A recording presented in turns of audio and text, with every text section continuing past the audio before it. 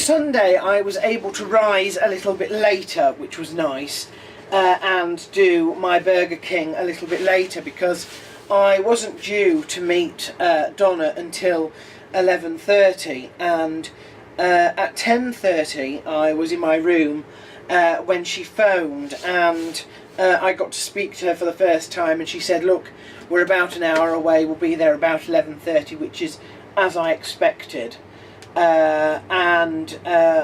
So at about 11:30 I went through to the front desk in reception, and I saw them actually arrive, and instead of going to the front desk they came to the room, and I saw them knock on the door, and I thought, oh, better go out and say hello. So out I went from reception and walked across, and it's so good to have met somebody on this tour, because a lot of people either were not very good at getting back to me about meeting, not terribly enthusiastic, or they were people who couldn't make it, or had even left the sort of state. So it was nice that Donna had put in that effort to meet me, and I really do appreciate it. It's also because the Statue of Liberty is quite out the way, you have to sort of pre-order tickets and stuff like that. You know, it involves several cruises. If she hadn't have arranged it, it's one of the things that I probably wouldn't have done on my own, and that would have been to have missed something, you know, that you generally do, the Statue of Liberty, don't you, when you think of New York. So that was nice. The other thing is that all the history of the forum and stuff, you know, I don't know how long I've known Donna, perhaps 8 years. Must be going on nearly a decade. We're still friends on Facebook. It's so nice that, and you know, obviously I offered to meet a load of people, but she was the person who instantly came back and said, yes, I'd love to meet you. We have to meet up. And she was going to meet me when I originally was going to actually tour in New Jersey, and we were going to meet, you know, somewhere else. And so I feel a little bit like I messed her around there, because then suddenly I wasn't going there anymore, and she was still willing to sort of meet up. So she came with Rob, her hubby, and we made our introductions, and then we headed off, and we headed to Liberty State Park, which, if you remember the triangle, is sort of up next to Manhattan at the bottom, but across the Hudson River. And we got there, and she'd been very worried because there was supposed to be bad weather and rain on the way. There was a storm front coming over, but it hadn't appeared, and the weather forecasts kept pushing it back and back and back. So we got on to the ferry. That was the first place.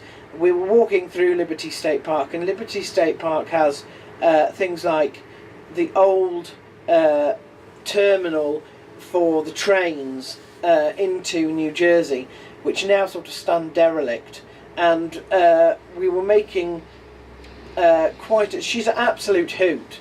I mean, my face by the end of the day was aching through laughing and smiling so much. It was one of those things where we were talking about, you know, how the US doesn't have much history, but what it does have, you know, was standing derelict in front of us, sort of thing.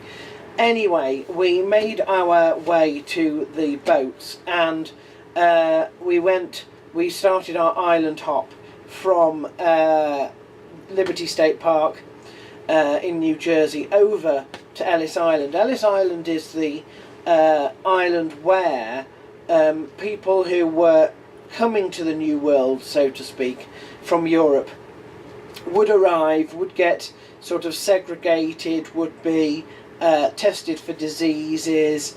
It was like an immigration point, basically. And the Statue of Liberty was in front of that on another island, a gift from France after the War of Independence, and it was basically a nightmare. It was a nightmare because it cost a lot to maintain, obviously, and we discovered that the US didn't have much to thank France for when it came to that. But anyway, so we looked around the building on Ellis Island that used to be the hall for all the immigrants and stuff like that, and we had our freedom burgers for lunch, which was fantastic. And then we took the next cruise from Ellis Island to Liberty Island itself, and we got off, and the first thing we did was we walked around the park there, which takes you all the way around the Statue of Liberty on the outside, which was fantastic. And then we decided that we were going to go into the Statue of Liberty, or rather we were going to go into the sort of plinth on which it stands, but not actually go up to the crown at the top, because the statue is hollow with just a spiral staircase that takes you up to a lookout point at the top, and I had no particular want to do that. Rob said he'd already done it and it wasn't the best experience of his life, so we decided we weren't going to do that. We were only going to do the plinth, which you can still go outside of. It's still lookout, but it's actually below where the statue starts. But we spent a long time in the museum there, looking around, because it was all fascinating about the upkeep of it, how it's turned green because it's made from copper and the copper's been oxidised, how the original candle, the original flame, leaked, and so they had to replace it, and the original's downstairs in the museum. And so we looked around that, and finally we got up to the sort of bit where you walk around the viewing platform, and I think we made it with about 20 minutes before it shut. So we had a reasonable amount of time up there. We just did it all in time. It was fantastic.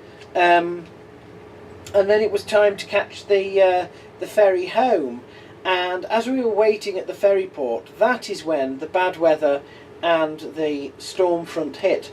Now, because the whole of the New York and New Jersey basin is pretty much flat, you can see the storm front approaching, and when it arrives, you suddenly feel the wind. It's like you can actually, there's no obstructions, so you actually see and feel the storm front moving across. And we were undercover there, but Donna had been worried about this, and so she had got some ponchos, some wet weather ponchos for us, and we all got dressed in our wet weather ponchos, and we looked rather funny, but I think everybody was envious of us, because obviously it started to rain and they were all, you know, running along, getting wet, and we were fine with our ponchos. So we made it back to Liberty State Island, and then they decided that they were going to take me to a diner which is nearby here, and that's where I discovered where McDonald's was actually in relation to the hotel. And McDonald's is at the end of the road with the bus stop for the 112 on. So then I knew how I could walk to and from McDonald's as well. So we went to the diner and we had a meal, which was fantastic, and then they dropped me back off here and they went. And you know, that was probably the best day. It was probably the best day. It was certainly the only interaction I've had with sort of people I know actually here. So, you know, that was very special, and it's memories that I will treasure. I really will treasure. And so will you when I put all the videos and all the pictures on Facebook.